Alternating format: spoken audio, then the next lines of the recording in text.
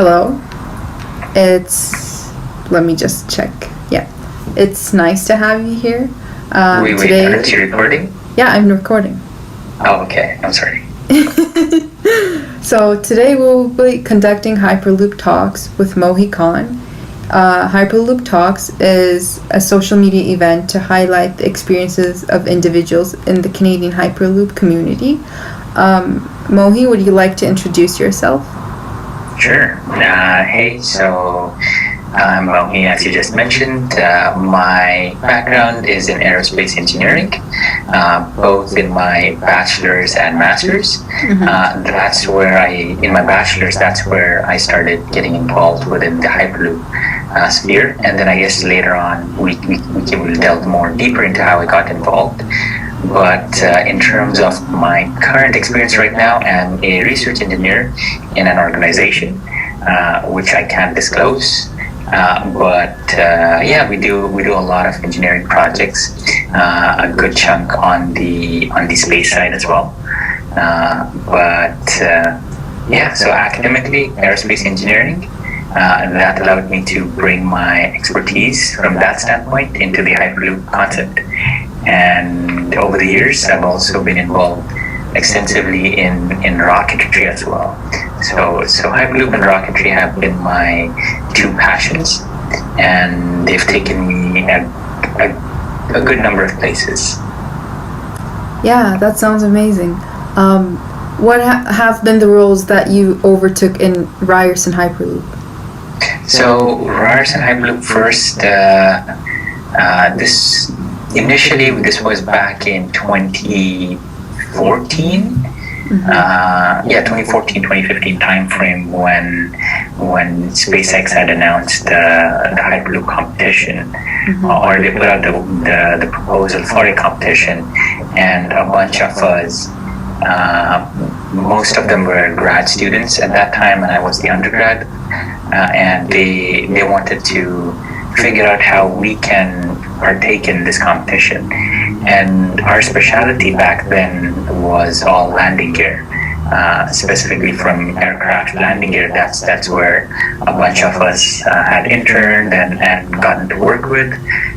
So we knew that was our specialty, and we knew how we can contribute to this brand new competition. And the way the competition was set up at that point in time was, this is the concept, which is the Hyperloop. A lot of things need to get done, and a lot of people and a lot of universities and organizations have different areas of specialty. So what SpaceX decided to do was, let's welcome all of these specialties that people have and see what people come up with. So different universities and organizations and teams, what they did was, a few of them worked on the propulsion side. A few of them decided to work just on the structures or the braking system in itself. A few big universities from Europe, they had the resources to build the whole pod from the top to the bottom. So a lot of different universities did different things within this particular competition. And for us, with landing gear being a specialty, that's where we came in. So we had designed the landing gear system for the Hyperloop, and that's what we entered the competition back in 2015. So that's how I got started. And then after that, unfortunately, SpaceX had changed the rules and requirements, where they wanted teams to build an actual functioning pod. And at that time as well, the grad students who were part of the team, or part of the team, which was literally 4 people, had graduated and had gone on to do bigger and better things. So me and my supervisor sat down, and what we decided was, hey, we need to find a team that's capable of doing what SpaceX had set out now. So that's how I ended up starting the team, and was the project manager or the team captain for a few years. Yeah, you're the trailblazer, and sounds like an amazing journey, just following an idea that you found interesting and making it happen. I learned a lot, got out of my comfort zone, and the most amazing thing was met so many people from not just Ryerson, but from different countries, different teams, different nationalities, and what brought everyone together at the end of the day was seeing Hyperloop succeed, or making Hyperloop into reality. And that to me was the most mind-blowing thing. That's great to hear. Is there something specific that attracted you to Hyperloop before the SpaceX competition happened? Were you interested in Hyperloop as well? Or was it a big player in what attracted you to Hyperloop? Yeah, so I mean the white paper was out in 2012 timeframe, and with Elon Musk being pretty popular even at that point in time, nowhere as to what he is right now. I was still keeping tabs on what he was up to, and I had seen the idea of Hyperloop, but at that point in time it seemed so far-fetched for a university student or an undergrad student to be partaking in that. And mind you, like since it was a white paper, it's like it's really out there kind of thing where it's like this is a brand new revolutionary concept, even though like the idea has been around for ages. So I'd say I got more in-depth knowledge of it and a good working idea of it once SpaceX had announced the competitions, and that kind of like gave us the fuel and the propellant needed to lobby within the university to be like, yes, this is something we as students should be learning about and partaking in. I feel you. Yeah. And are these reasons still valid for you? The reasons that made you become interested in Hyperloop? Are there still the same reasons that you still stay in the loop? Yeah, I mean it's one of those things, I guess, being involved in such a long time and seeing it grow from an early stage has allowed me to like connect, and it has a special place in my heart, no matter I guess what time frame it'll be. And at the end of the day, again, it boiled back down to the way the Hyperloop concept was received, at least within the SpaceX side of things, where everyone was super friendly and you could always ask anyone questions. And that was the most strangest thing that I had seen at SpaceX, and even at rocketry competitions in New Mexico when we go down to, is you have all these amazing students coming in who are not just doing something basic, they're doing like really, as Elon Musk put it in 2019, basically everyone's doing next level things, and then seeing that friendship that everyone was ready to make, and helping teams out and helping other people out was something that I was like, yeah, this isn't just a competition. If it was just a competition, no one would be trying to help each other out or look out for anyone else. They'd be like, yeah, I need to make sure I'm in it to win it, will be the attitude, and it'll be like, yeah, I'm not going to give you any ounce of information because you might have a competitive edge over me. But that's not what I found in both rocketry and Hyperloop, where if you had a question or if you needed something on the competition day, all you had to do was ask someone else or whoever was beside you, and they'd be like, oh yeah, for sure, I have that in the back of my truck, and they'll run over, grab it, and give it to you. Or if you had like technical questions, saying that, especially when we were looking into linear induction motors, we read a lot of papers, we read a lot of dissertations, but taking that step from theoretical knowledge and going over to experimental or even prototyping designs is a monumental leap. So for us, when we reached out to other teams or competition, they were like, "Oh yeah, no, so we did this, and this is what caused us trouble. So don't be aware of this pitfall. Try this method instead." And it's not because they thought that they were superior in their technology, but because they wanted to see Hyperloop succeed, and that kind of like still captivates me to today. Yeah, the community is insanely supportive. Even with the inception of CHC, we could see that, and there are counterparts, European Hyperloop Week, etc. So definitely the community is great for Hyperloop. From what you've told me, I hear Elon Musk a lot. So would you say that he has been a source of inspiration for you in engineering? Yeah. I mean, he's done. His decisions are unlike what you'd expect from a traditional CEO. Even if you compare like big ventures and organizations like Apple or Microsoft, but then the model that they follow versus the model that Elon Musk follows is different.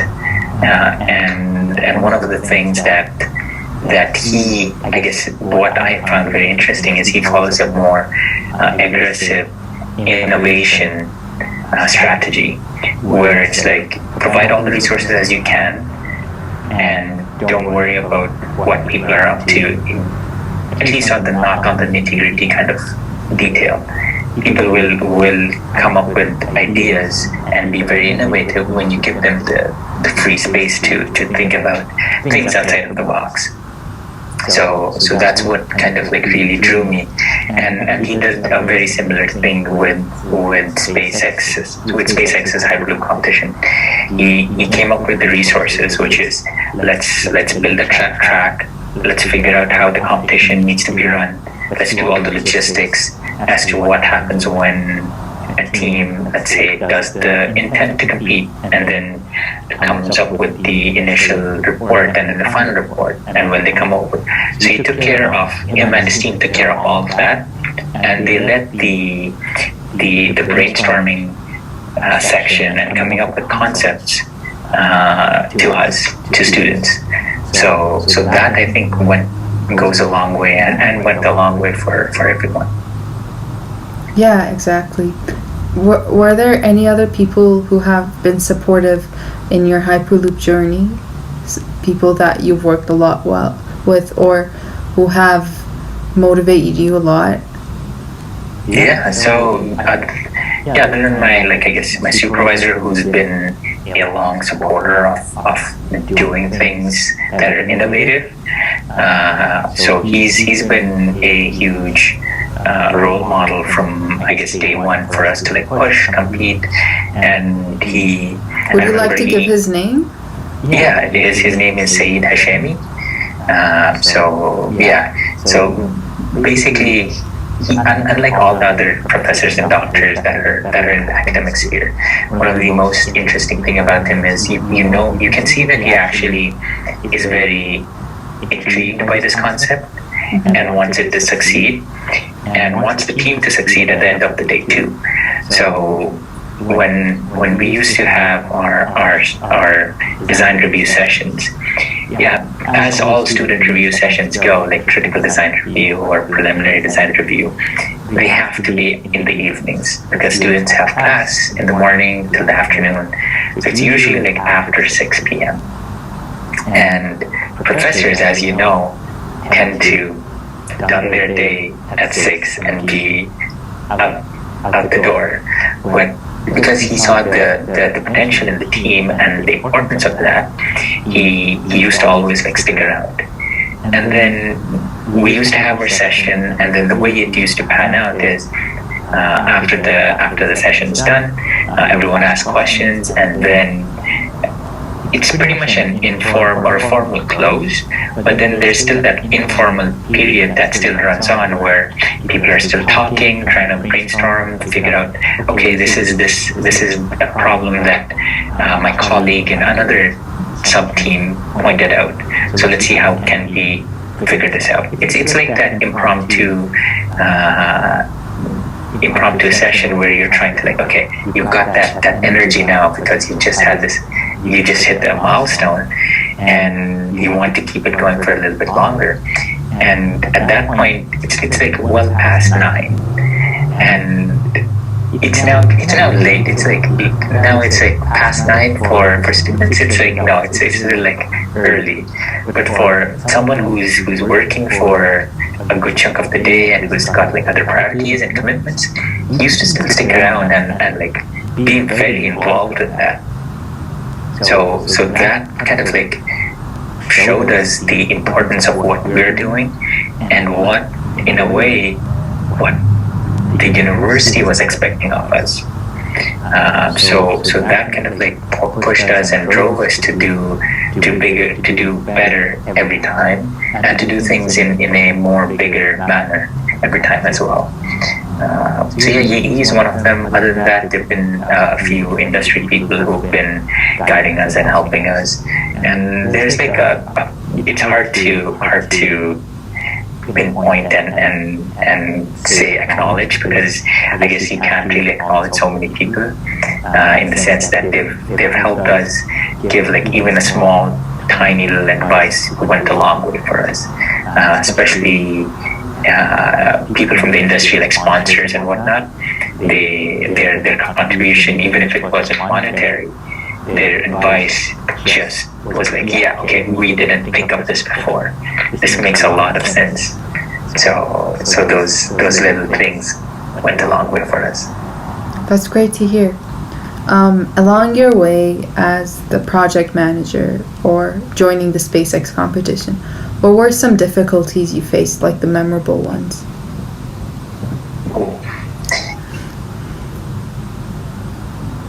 Everything was a challenging step, because it's one of those things where I can compare it to rocketry. So rocketry I've been involved in for way longer than Hyperloop, and rocketry has got its own set of challenges which are like similar, but they're different at the same time. But the amazing thing about rocketry is, since it's been around for such a long time, and people and governments and agencies like NASA, CSA, and ESA are like continuously doing things to like improve on, it's easy to go and find, in terms of literature, how things have been solved. How, if a certain problem arose, how people tackled it over the years. For Hyperloop, on the other hand, that expertise has not yet been built. So when we were trying to find a solution for an issue that we came across, it's now a thing of us being the pioneers, us figuring out, okay, what do we think based on our cumulative knowledge from different areas of expertise is the best solution for the Hyperloop concept. In many a situation, the way that what I found was the most best way to lead the team was follow the safety protocols and the requirements of the aerospace industry. Mainly because the level of safety and the requirements and the regulations are so high up compared to like other industries. I was like, yeah, that method might be more safer compared to like other industries, so we tended to look at that. So in terms of the most memorable challenge,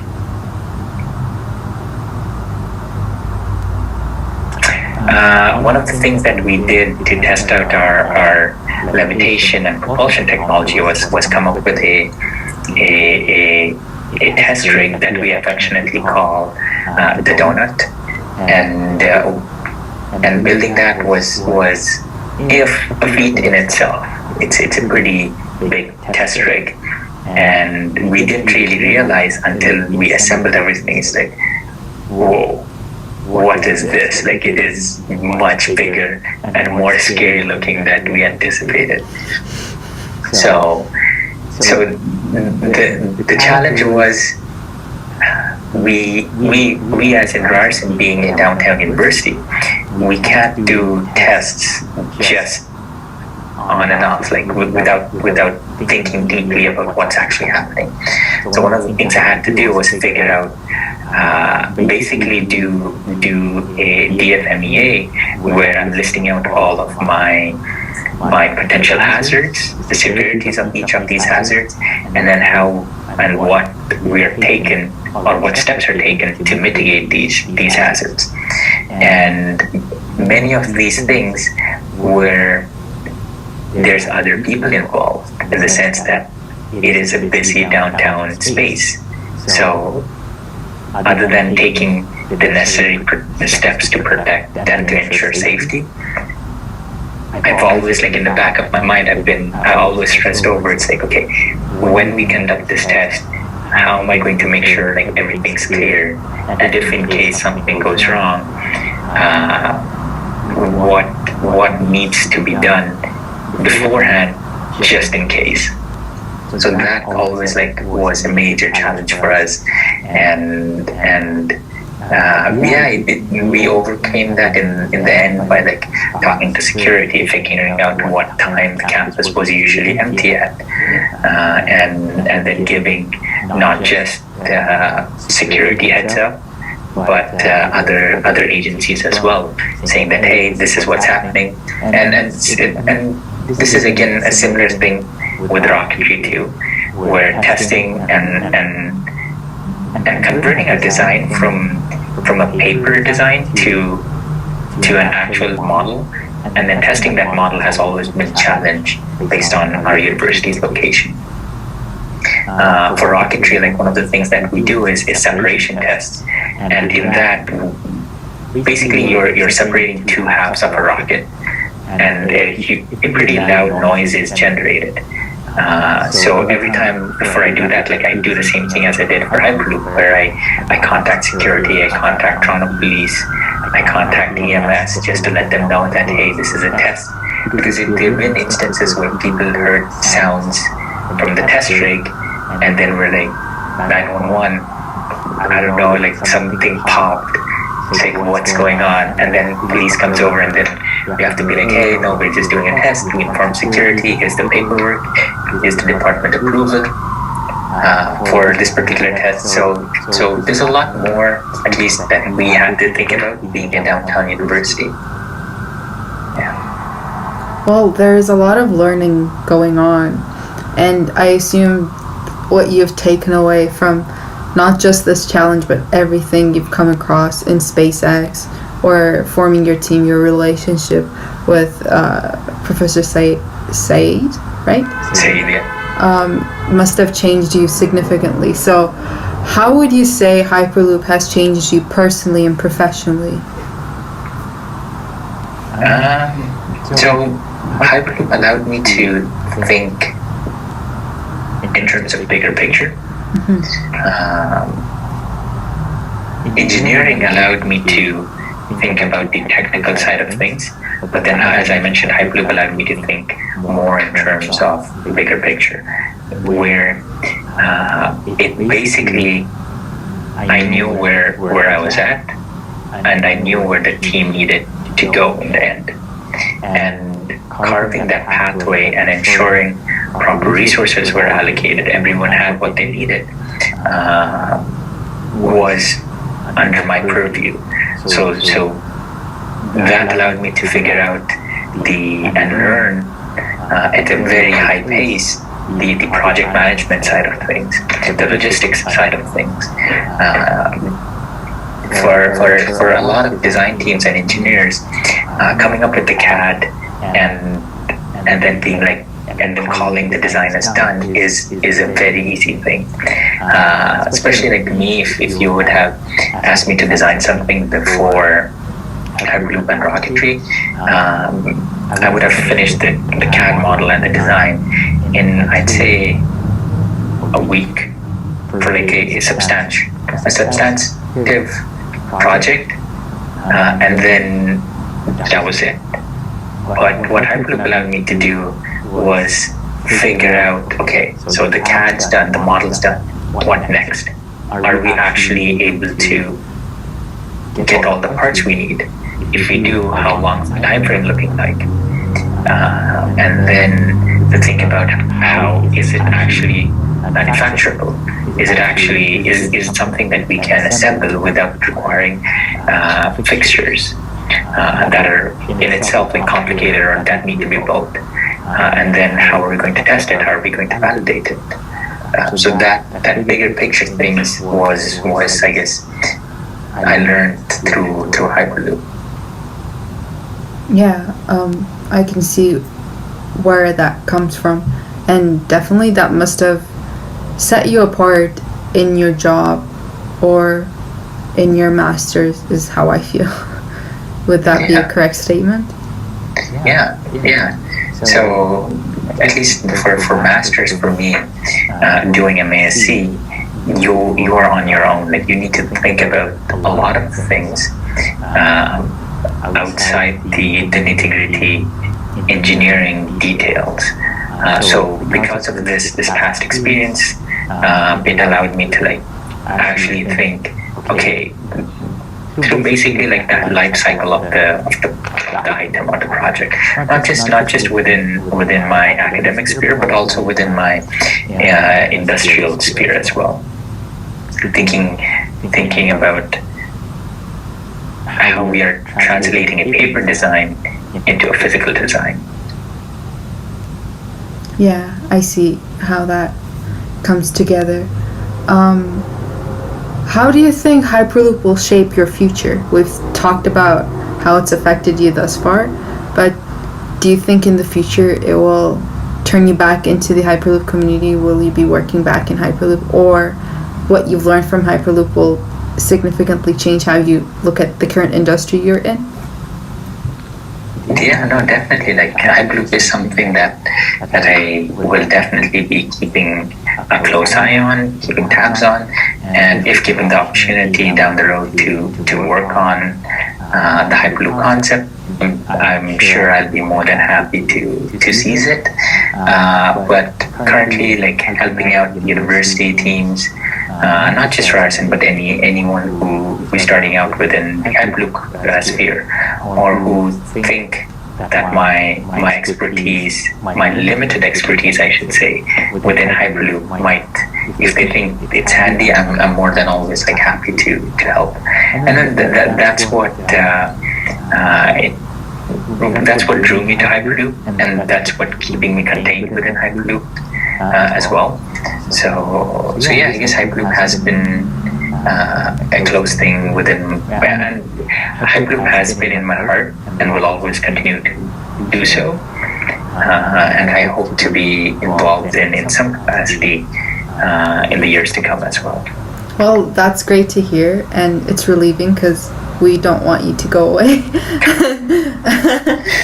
What is a memorable story from your Hyperloop experience? It could be something like a really small, simple story of going to a diner in the States for SpaceX, or it could be a bigger story if you've met Elon Musk. But if you're down, what's a memorable story that you're down to share? Yeah, there's quite a lot of stories. Meeting Elon Musk, like I'm sure like anyone involved within the Hyperloop, at least the competition side, would have done so at some point or the other. For us, it was getting the opportunities to go down to SpaceX. Was like a big win for us, and I guess the most memorable thing was us going as a team and learning a lot. Where we kind of like before we went, me and Amadeus had briefed everyone saying that okay, these are our expectations from the team. What we wanted, other than like talking about what we're up to and doing our side of the things, was still about networking with other teams and members, and then also learning from them. So the story, I don't know, I'm trying to think of which story, and maybe this is me just stalling, trying to come up with story, like which at least a story that I can say out loud and not get into too much trouble is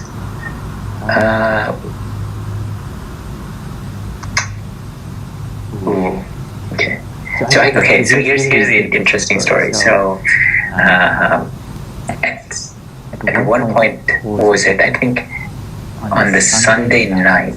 So competition ended on Sunday. Competition ends usually on the Sunday, and on Sunday night we come back after a long days at SpaceX, and then we do a debrief as per our usual procedure, and then after we did the debrief, we had that sudden calmness. We had that relief where we knew that okay, competition's done.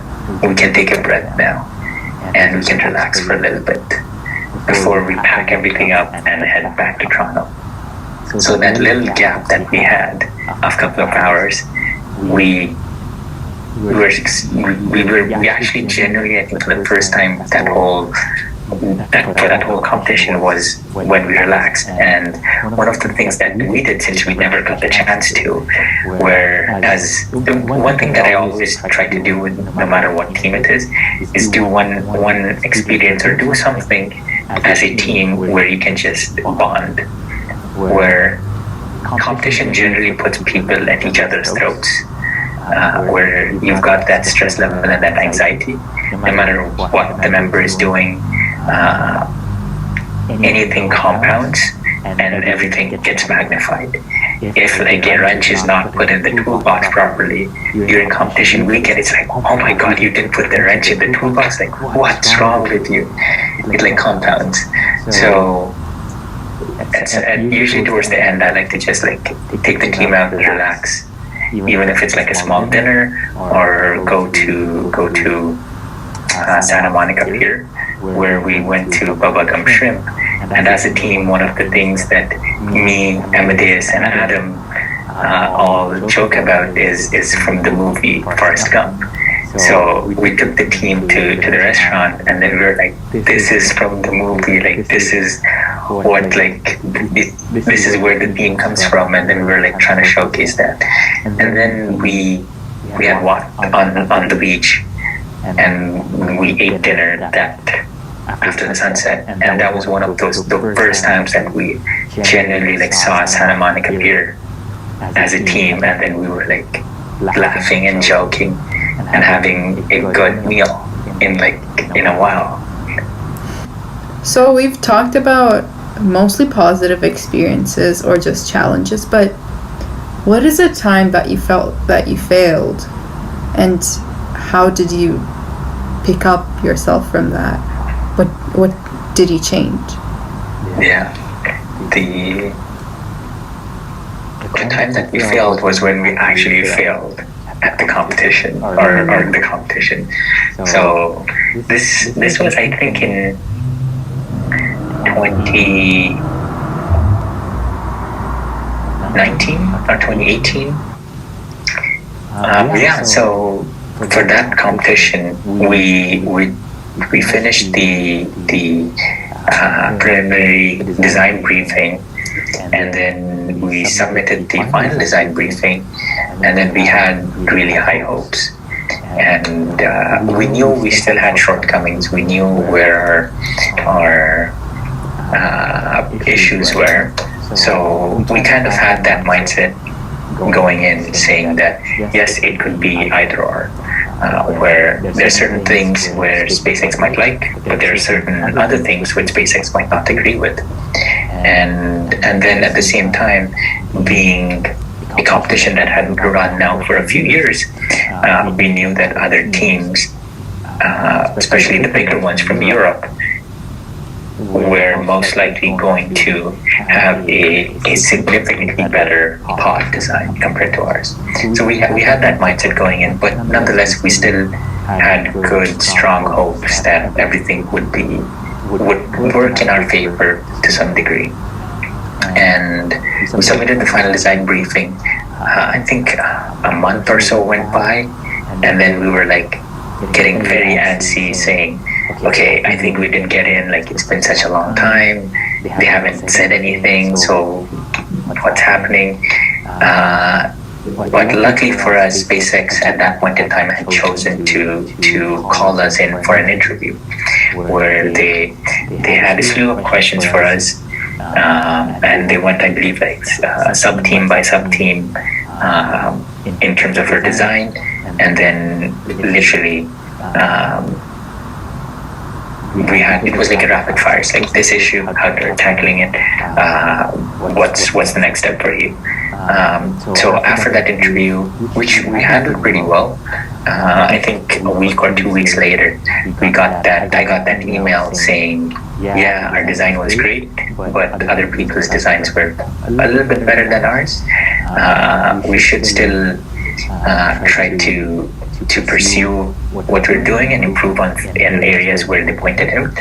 But this year was one of those years where we wouldn't be proceeding forward. So yeah, I remember, I vividly and clearly still remember reading that email, and I'm sure like it's still somewhere like bookmarked in my thing, or screenshotted in my on the SpaceX portal that they had posted. Yeah, so my that was a huge blow for me personally, because at the end of the day, being the product manager and team lead, I took a hit where I think I got that email at like 9 p.m. or 10 p.m.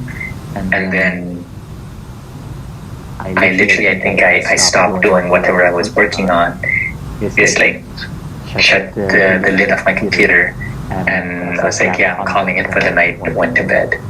And waking up the next day was like a very daunting task, where like I woke up and then I was like, okay, what's next? What's happening? Because yeah, at this point in time, only I knew the outcome, and I've had to think about it. Like the team cannot see me this broken.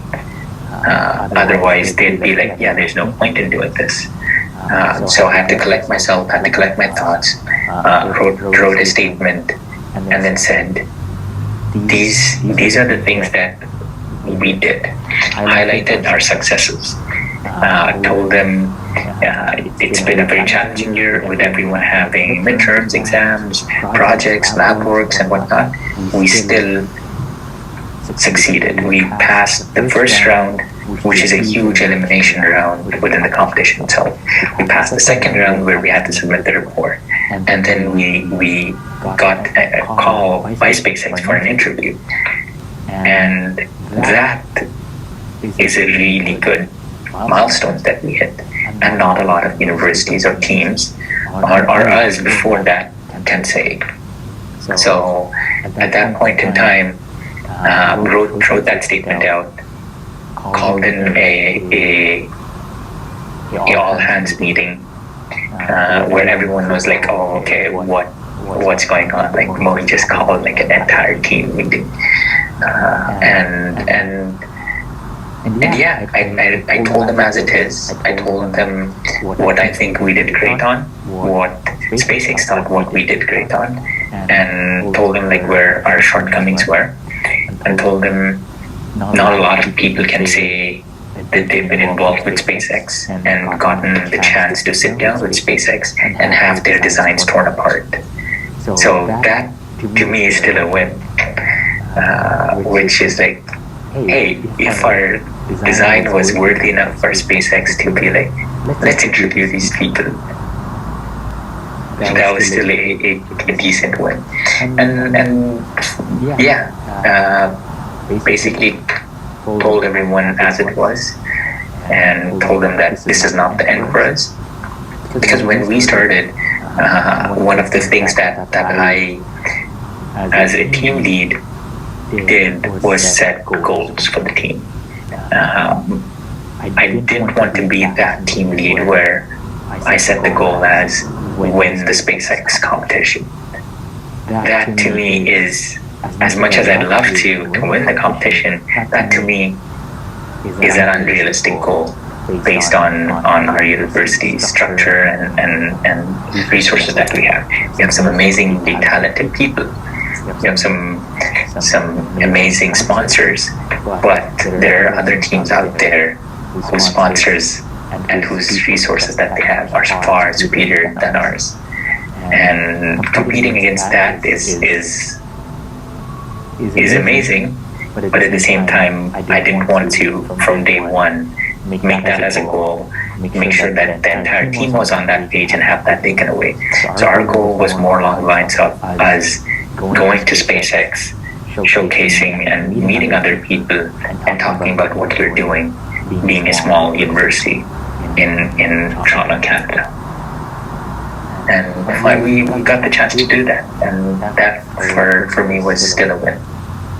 Yeah, your story resonates a lot with, I think, a lot of engineers' experiences, a lot of young professionals' experiences, but you guys had the chance to join something that's insanely big. SpaceX competition isn't your usual competition, so definitely getting a blow there, as demotivating as it sounds, is still something incredible. So trying to manage through or sail through that feeling of how things might look bad and trying to get your team together is a really hard challenge. So I salute you for the way you handle things. I think that's the only good way to handle things. Yeah, one quick story, if I can share it, was when we went down to competition. I knew like teams like EPFL, Delft, and all are like big universities from Europe. Then you've got kind of universities like Michigan Tech and MIT, the big ones from North America. I knew that from day one, but then I knew that when I went to competition. So basically, the first time when we went in 2018, we drove to SpaceX, and then this was the first day we were trying to still get our bearings in.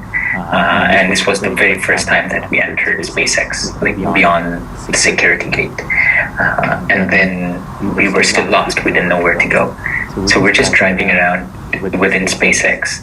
And then I was like, okay, we can't just be driving around. This is SpaceX. So let me just ask someone. I parked the car, and then I saw a couple of students.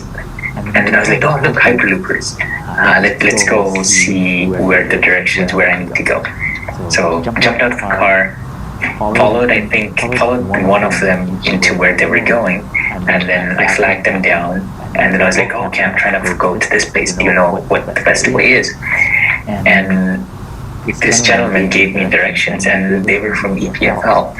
And as I was walking out, I realized where I was.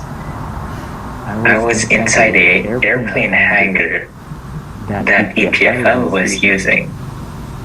And for us, we stage all our things in a hotel room.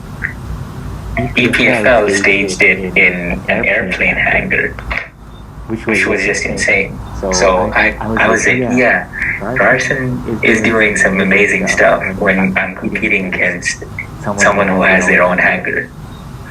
So, yeah. Awesome.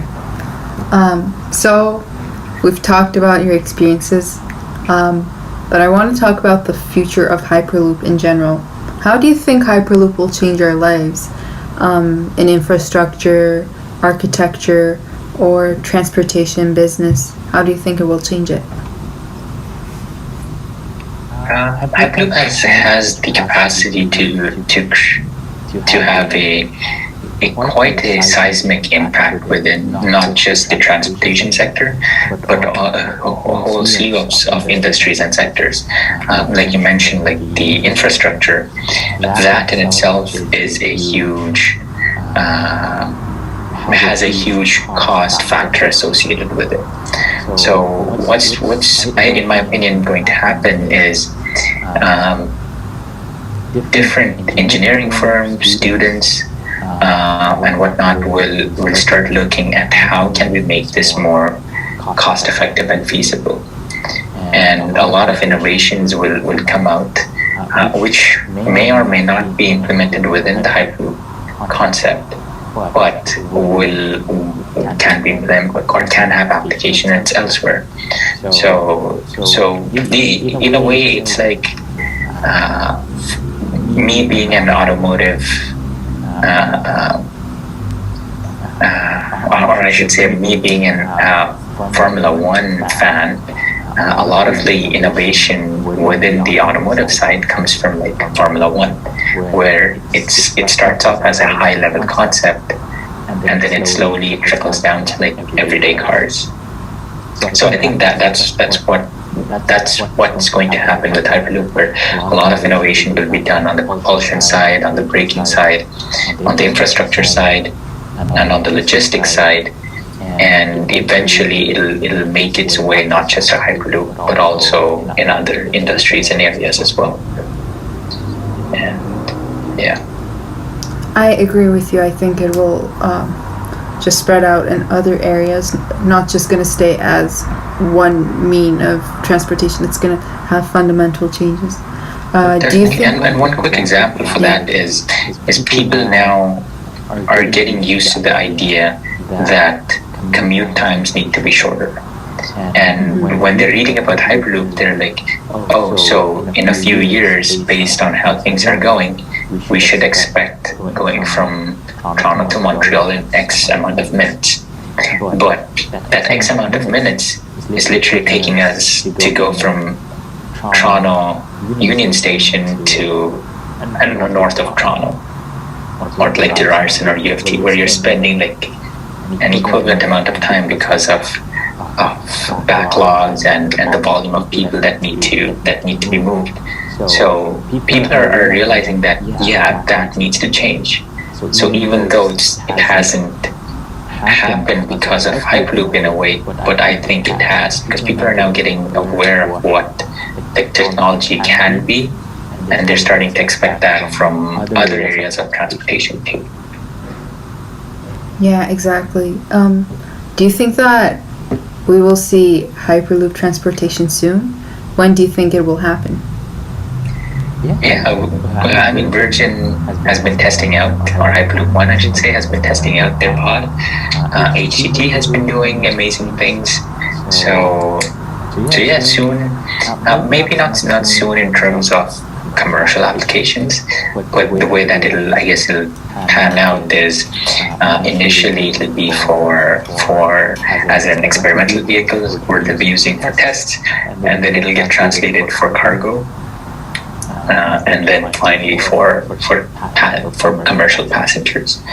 And based on how things are going, it looks like Middle East might be one of the first countries to implement it.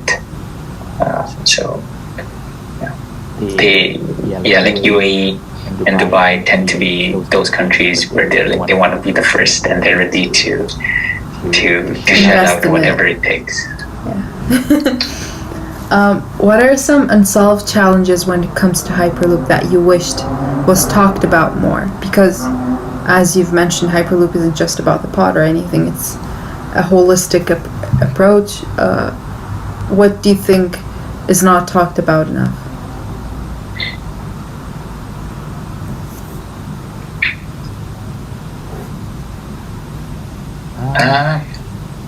Hyperloop in North America. Hyperloop in Europe is I think will be nicely implemented based on how the EU agreement works and the open mobility that happens between the EU member states. Hyperloop over there will allow you to go from one place to the other, as you would be if you were driving a car or taking the train. Hyperloop in North America so far is mainly within the country in itself. We are generally looking at Toronto to Montreal, or like LA to California, and it's not about Toronto to New York. So that's one thing which not a lot of people have considered, at least on the North American side, whereas for Europe it has been considered going from one country to the other. I think it's one of those things where a lot of volume of cargo and people travel across the international border, but as students we've mainly focused on within connecting the country in itself. We haven't looked at like Toronto, Windsor, Chicago corridor or something along those lines. Yeah, that's actually a very good point. Now that I think about it, I totally agree with you. I've never heard it mentioned, honestly. So we've talked about Hyperloop in general. I will bring it back to Canadian Hyperloop Conference. How did it start? What was your role in its ignition? And what's your standing point right now? It's hard to recollect how it started. It was, I think, sometime after, as all things are, it's sometime after the SpaceX competition where it is in a way a little bit sad because we met these amazing, talented Canadians all the way on the West Coast, even though majority of the CHC members are relatively close by. Yeah. So the funny thing is, I think we met a bunch. Like I met the Waterloo people. I don't know if I met the UFT team, but I remember wearing Waterloo and Windsor and all at competition. And then generally what happens is once the competition is done, everyone goes about their own way, and that's pretty much it.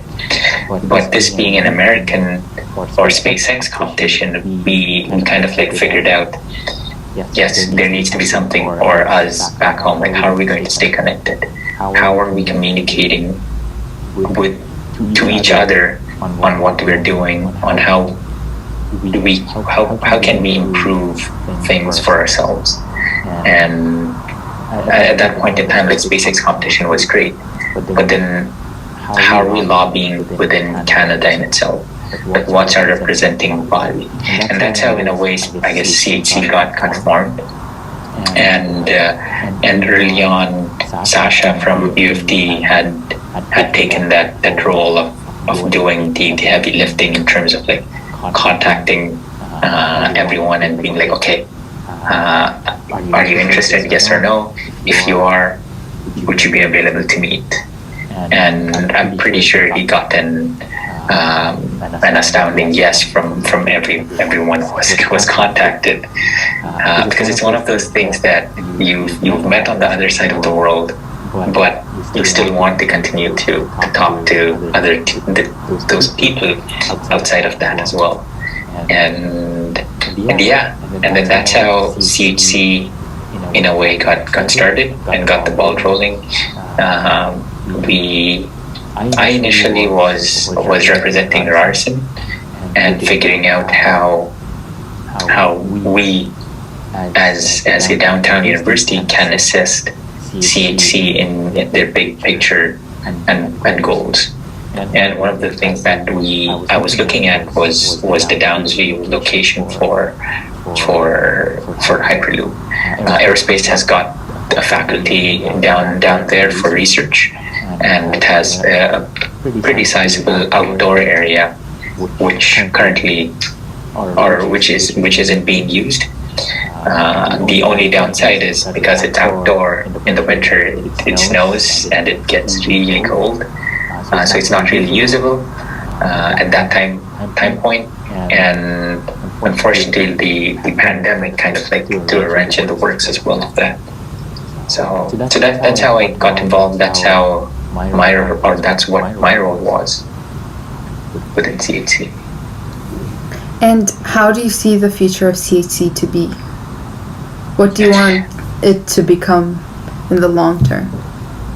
Yeah, I see CHC as being a voice for different universities, be it like big or small universities, who not just want a seat at the table, but who's ready to contribute make it grow, and at the end of the day are striving to do what they're doing for the Hyperloop space sake.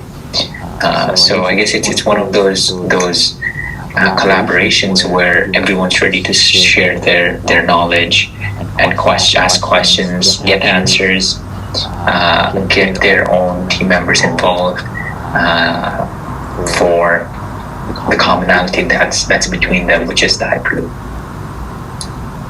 Yeah, that is a good point.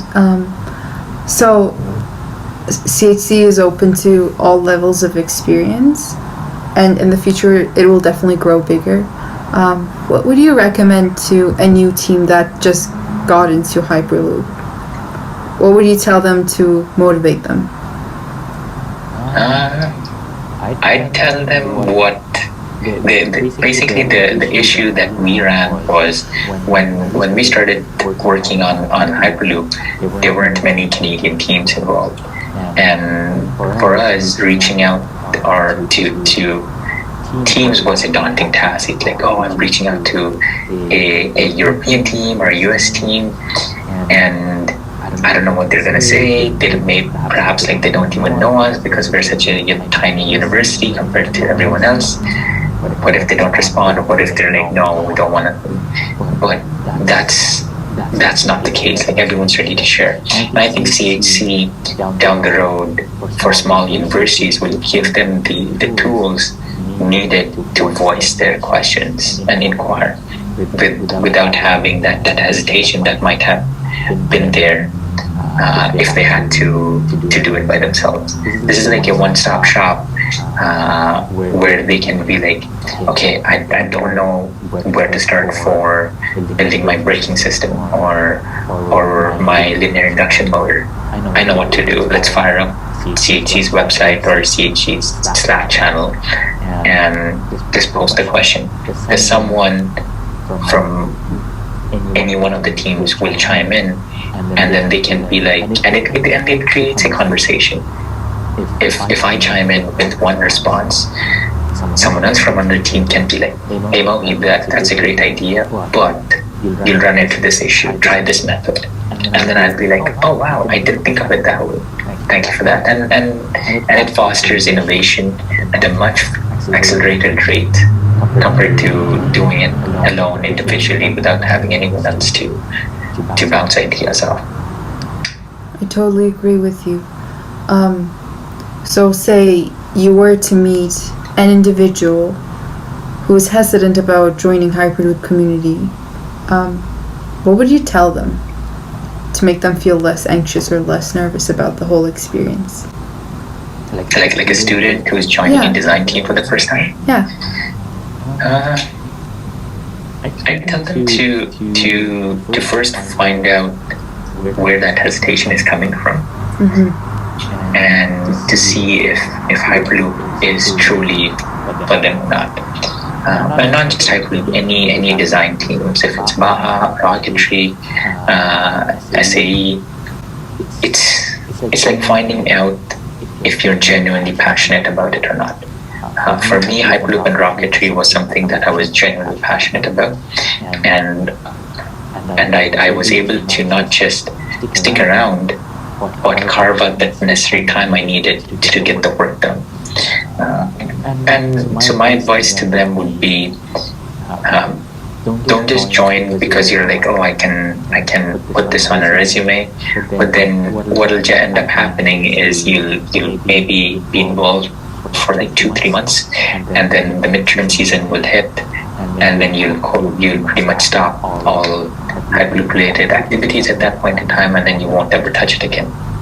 So instead of that, find something that you're genuinely passionate about and join that. If it's Hyperloop, by all means, like, join Hyperloop, and you will be very pleased with it, and you'll be really happy about that initiative that you took. So, I have final 2 questions. How are you feeling about CHC's events? As from what I've told you, we will be having an online competition end of August, beginning of September, and a track competition end of 2021 or early 2022. So I'm really excited for those, and I hope to contribute and be involved in some capacity or another, whichever manner see things as the best. In terms of the track competition, I hope to be able to attend and view it and be like, and know exactly where, see how far we've come as not just as a Hyperloop member, but as a Canadian and as a CHC, I don't know, like an advisor or member. So that would be like a really amazing sight, because we've been talking about having our own Canadian track and Canadian Hyperloop thing for a really long time, where we invite relatively like all the teams that are in Canada or within Ontario for this initial first competition, and then expand out from there. And who knows, maybe we can get like other European team members to come in too if they need the resources to test some stuff out down the road. yeah, hopefully that would be a really nice thing to happen. Definitely. For closing remarks, what would you say to the reader of this interview, whether it be an engineer, a general audience, or a fellow Hyperloop team member? That's a very tough question. I don't know. I'll have to think about that for a sec. No worries. What did I tell the reader? Yeah, I guess it'll come down to find out what you're passionate about, and once you do that, you'll be more eager, and it'll be more easier for you to carve out the time to work on that project, idea, design team, whatever that is. So that initial step is always the hard one, and things might get daunting at times, where you've got a lot of like coursework, and then you've still got these tasks that you might need to complete for a design team or a Hyperloop team. But the way that the community is, and the way that most design teams are, mind you, I can only talk about my design team or my Hyperloop team, is everyone understands. All you've got to do is take that step to tell them as it is, without any strings attached, so they know exactly how to deal with things. If you're not able to get something done, or if you are running into an issue and you just can't find a solution for it, and that's something that happens in the industry too.